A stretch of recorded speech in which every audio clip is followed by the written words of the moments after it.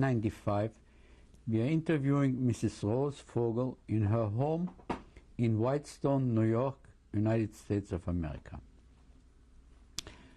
What happened after the liberation and after the capitulation of Germany? Well, the first thing that came to my mind is to find out if my brother is alive. So I had to go back home. I had to go back to Poland. We were three friends, and we got together and we decided to go back to Lodz. So we went on a train which was loaded with Russian, Polish soldiers returning home, and there were no trains available. We sat down between the connections, not inside the train. We were sitting on the connector of the train. And when the train stopped, sometimes we'd sit on the roof of the train. And if there was an overpass, we had to duck. But somehow we got to Poland. It was stop and go, stop and go. I'd like to mention, not that it is important, but the Russian soldiers treated us very badly. They were raping the girls left and right. And that trip was a very dangerous one. While we were sitting on these connectors, they came out and tried to pull us in and tried to do everything possible to get us to go in. So we had this constant fear, and we were cuddling up together, trying to get... Anyhow, we got to Poland, and I came back to my hometown. And I was very excited. It's suddenly, I hadn't been there in 5 years, and I was elated. I was like coming home, you know, so I was running in the street with my friends and they were from a nearby town. So I was pointing out to them the streets and everything and telling them about the city. And an old man was passing by, and he came over to me and he said, "So many of you still came out of the ovens." A Polish guy? A Polish man, yes. And that hit me, you know. And I realized that there is still the same anti-Semitism that existed before the war, or during the war, or it will never stop. So I still came for my mission. I wanted to find my brother, and we had no place to go. We moved into a bombed-out apartment, the three of us. It had no roof, and we lived there. And I went to register. Every city we came to, we registered. Upon registration, we received a loaf of bread and 50 zlotys. So I went to register in the Jewish community, and there was a woman, and she asked me, she looked at me, and I was stunned, and she says, "Is your name Daich?" I said, "Yes." She says, "You know that you have an uncle, he survived, and you have two cousins, and they are in the United States. And you have an aunt here." And I couldn't believe what she was telling me. But after that, I went to that aunt, and she put me up, and she told me that my cousin came from Russia. He's in the army, and the war was still on. And he was fighting in Berlin. It was after the war. He was fighting in Berlin, he was injured, and he was in a hospital. And Lo and behold, he recovered and he came to Lodge and he saw me there. So he picked me up and he took me with him to the army. And I stayed with him a couple of weeks, and then his mother, his family was in Russia, and his mother was very sick and she was dying, so he had a letter from the army that he should come and see his mother, that she's dying. So he had to go back to Russia, and he took me with him back to Lodz. When I came back to Lodz, rumors were going around that there is a pogrom in a town called Kielce. And my cousin was afraid to leave me, but he took out a gun and he gave it to my aunt, and he said, hold on to this. There is a possibility that there will be a pogrom in Lodz. So hold on to it. If you have to defend yourself, do it. By the way, she survived in Warsaw, the Warsaw Ghetto, in a bunker. And the aunt that worked in the Jewish community was with her in the bunker.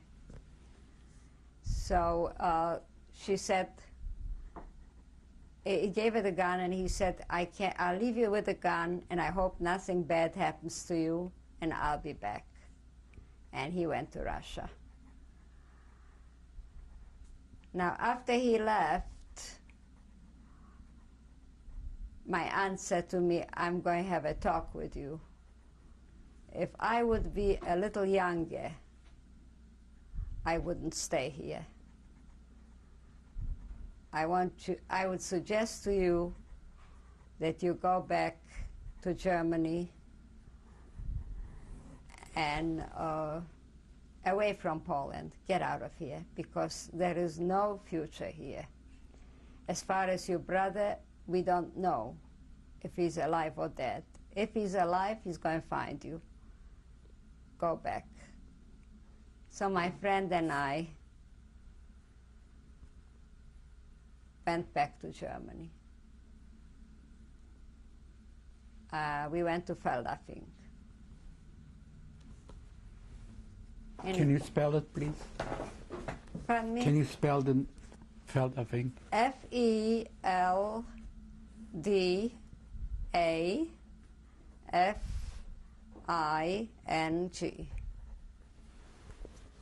It's near Munich. And we arrived late at night, and I found a friend of my father. And when he saw me, he was just thrilled, and he said, I'm taking you to my place where he was staying. And he says, in the morning, I will see to it that you should have a place to stay. So, which is true, and the next day he took me, there was a children's home set up in Feldafing. So I went into the home, and we had a school, and of course at that point we were eating, we had food, it was no problem. My friends who had stayed in Theresienstadt by that time had gone to England, directly from Theresienstadt. But being that I had gone back to Poland, I was left out. So I was in Feldafing, and I was told that they are sending, the UNRWA is organizing another group of children to send them to England. And I was registered, and we were sent to England.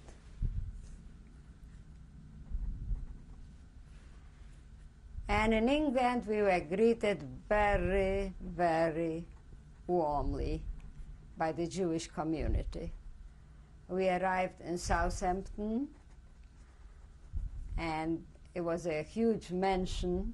We were about 500 of us, and it was a big to-do. They had never seen survivors. We were the first ones, and they made a big fuss over us.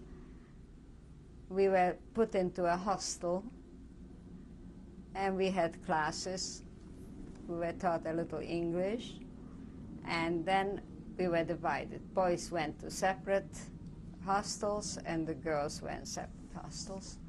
So we were sort of moving around. We went to live in London in a hostel, and when the hostel closed up, we went to live in Cambridge. After Cambridge, we went to Brighton. After Brighton, we went back to London. This went on for over 2 years. Towards the end, now all along we were being tutored. We had teachers coming in, and it was a fairly good life. However, it was supported by the Jewish community, and they ran out of funds. So they suggested either you continue into higher education, or you have to take a job, start working. Actually, what they really wanted was that we should go to work. They did not encourage us to go on to school.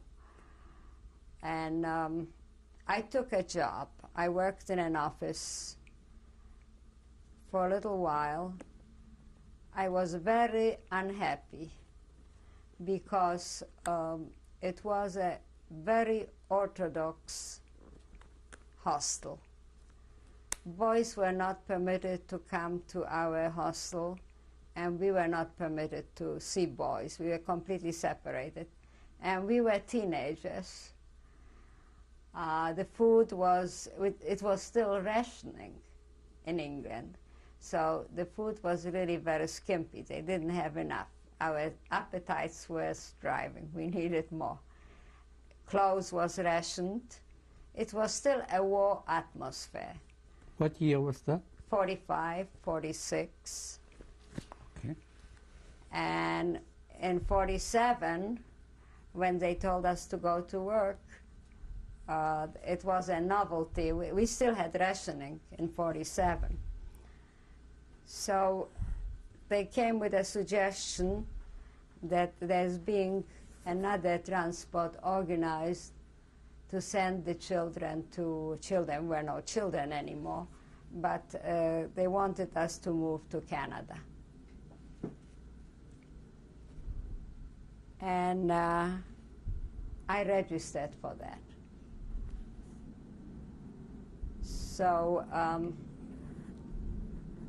I went to Canada December 25th.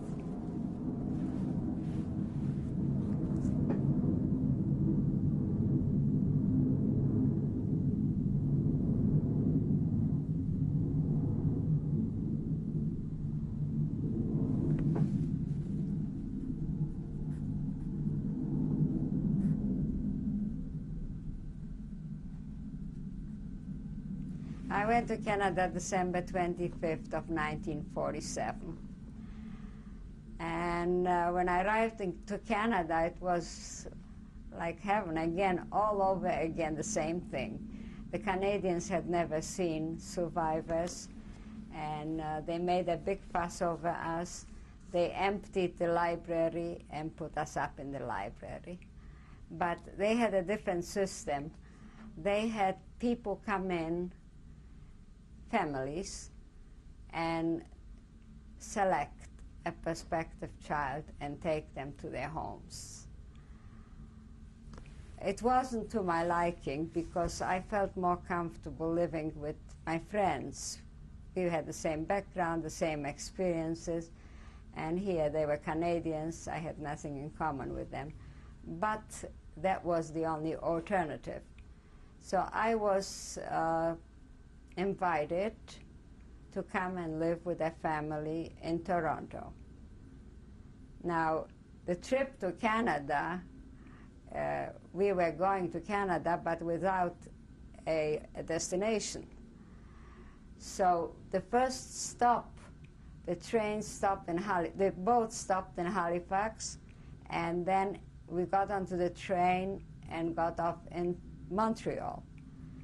They asked us, do you want to stay in Montreal or do you want to go to Toronto? I have never heard of Montreal or Toronto. I knew nothing about either one. And to me, it was absolutely unimportant whether I am here or there. I had no relatives anywhere. I was all alone. So one of the boys said, I'm going to Toronto. Do you want to go to Toronto? I said, okay, I'll go to Toronto. Little did I think that it probably changed my entire life. But I went to Toronto. And when we arrived in Toronto, as I said, it was really nice. And a very nice family took me in to live with them. They enrolled me in high school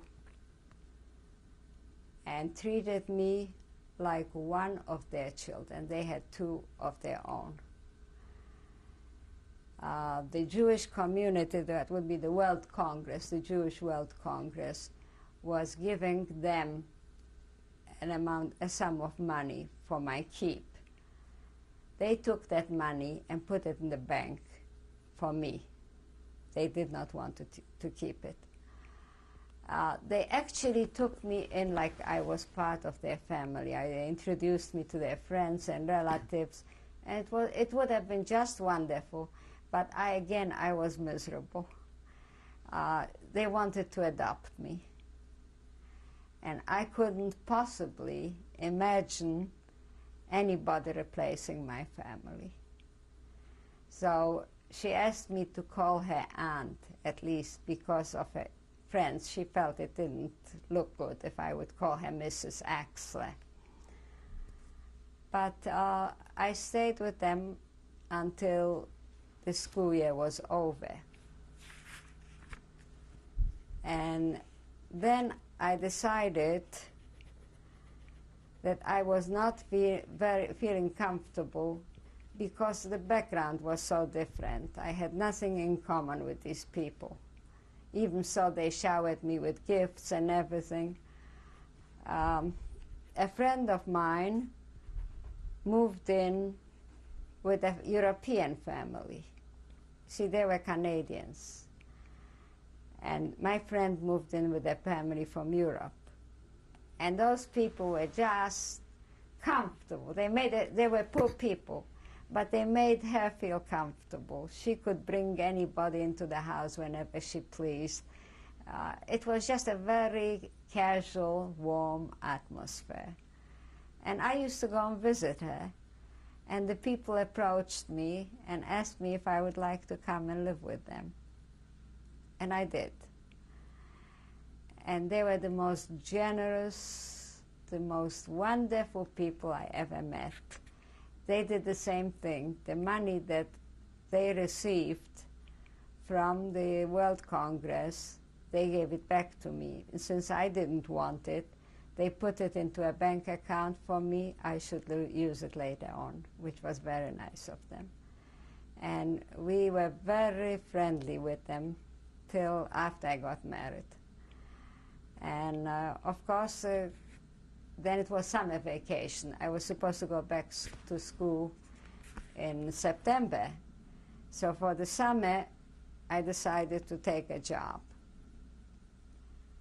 And I worked for a few weeks, and I met a whole group of young people. And I realized that there's another world out there, that I was having fun, that I was suddenly a young person again. I started to look at boys, and boys were looking at me. And I was going to dances, and I was going to parties, and I felt it was just a different way of life. And that's when I met a friend of my husband's, was getting engaged. And my husband came to visit his aunt in Toronto. And he asked me if I would be his date. And that's how we met. In the summer of 48? Yes.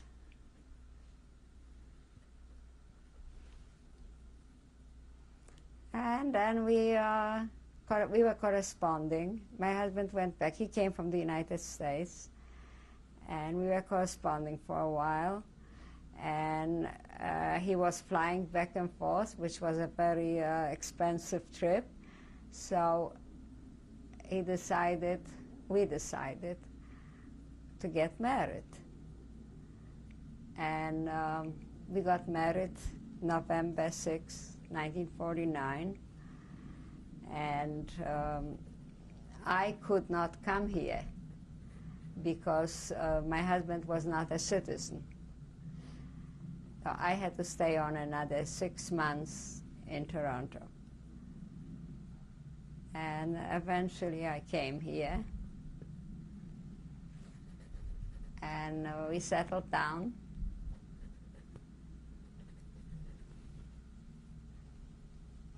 And started to build a family.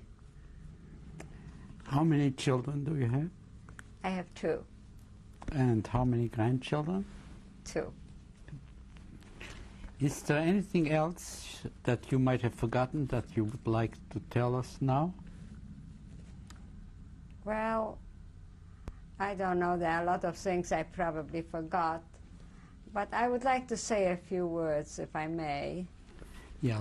May I ask you a few more questions first? Why do you think you survived? That's a very good question, but I don't think anybody can answer that. Because I don't believe, I did nothing to save my life. Absolutely nothing. If anything, I took chances not to. I missed a lot of things in the ghetto that I did, which weren't quite right. I could have been arrested for doing it. I could have been sent out. I could have been killed. After the ghetto, nothing mattered to me. You see, my most important, my responsibility over the family was in the ghetto.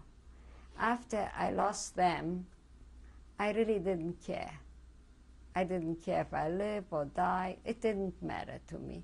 So I did nothing to survive, nothing. I tried to die in Auschwitz with my sisters, and it didn't work. So if anything, I could have been dead. Some people say by chance, some people say luck. Whatever it was, I don't know. I never thought of myself as being lucky for surviving, because unfortunately, I have suffered physically, mentally, for the past 50 years. It affected me very badly. I have a lot of problems with my stomach. It's emotional, I know. I have nightmares all the time. And for some reason, I'm hiding my children. They weren't even born. I'm a child and I'm hiding my children. It's always a selection, and I am hiding my children. I can't explain it. But these nightmares completely keep repeating themselves. I'm always trying to hide them somewhere. I have insomnia. So I don't know. Was I lucky to survive? I really don't know. You mentioned that you were about 48 to 50 family members. How many of those family members survived the Shoah? From the war, those that Yes. were in the ghetto, I am the only one. And from the others that went to Russia? My cousins went to Russia and died. 5 of them died in Russia. One family, that's my father's sister, went with her whole family. She died, and the children came back with her husband. They are the only survivors. I have another uncle that came to the United States. He ran away. He was a writer, as I mentioned before, so he had to run away from Warsaw. He lived in Warsaw, and he ran to Vilna, and the Russians were after him. So he escaped Vilna through Japan, China, and he came to the United States. Now, one of his daughters that went through the same trip, and the other daughter was studying in Belgium before the war, 1939. She came to Poland for vacation. It was summertime, and she was caught in the war in 1939, in the war in Poland, in Warsaw. And she went through the bombing and everything in Warsaw. And she took a chance and acquired a visa from the university. They requested her to come back. So she smuggled herself out of Warsaw through Paris. I don't know how she went, Portugal. She finally got back to Belgium, and she was going for medicine. And she was able to stay in Belgium for a while. And when the Germans came to Belgium, she was always a step ahead, and she came to the United States. So those are my two surviving cousins, and they are in the United States. Okay, so altogether, how many family members survived between your... How many survived? Well, I would say they survived, but not in the... We are 5 cousins. 5 altogether, out of the 48 or 50. Yeah.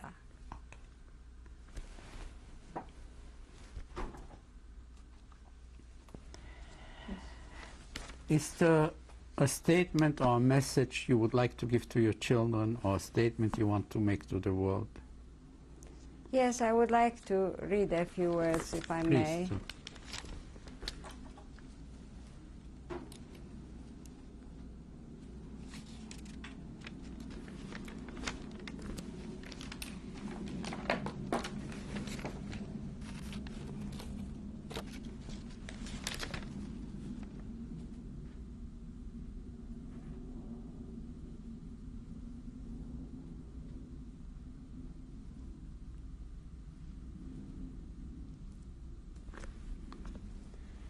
I'd like to thank Mr. Spielberg for giving me the opportunity to tell my story. To my children, George and Debbie, I wish to tell you how sorry I always felt for you, because of indirectly you too suffered from our loss. You grew up without ever knowing the love of having grandparents, aunts, uncles, or cousins. I hope that these testimonies will discourage all the hate groups who try to deny that the terrible tragedy ever took place. To our grandchildren, please be aware of anti-Semitism, racism, or ethnic cleansing. We have witnessed the results. Thank you very much for letting us in your house. And when we get back on the next film, we would like to meet your family, and then later we'll take the pictures of your photographs that you have. Thank you very much.